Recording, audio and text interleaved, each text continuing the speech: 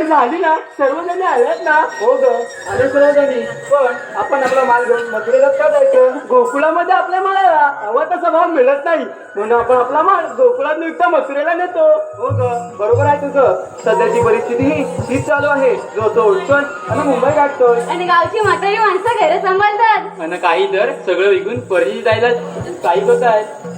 कशी गो असं वागणं पटतंय का तुम्हाला?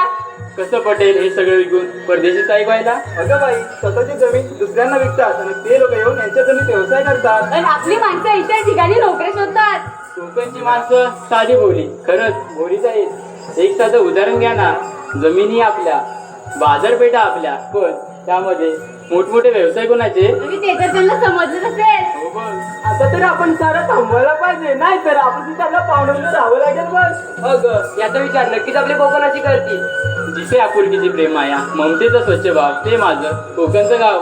सर, रूढी परंपरेची जपणूक करणारे ते जुने लोक आणि त्यांचे सुस्वभाव, तेच माझं कोकणचं गाव. आणि एक जाती धर्म असून विविधतेतील एकता सुंदर नाव, तेच माझं कोकणचं गाव.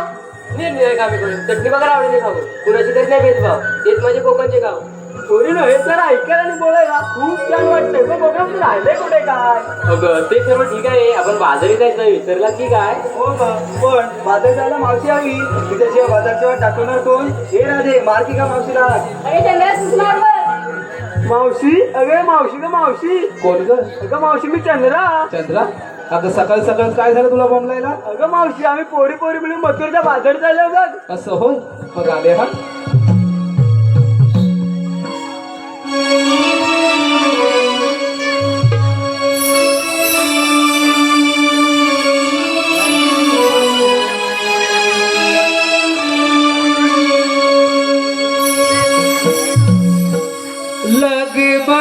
लग बग झाली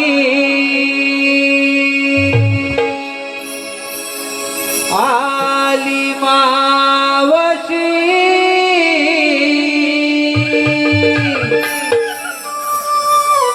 गोकुळच्या गोपिकांच्या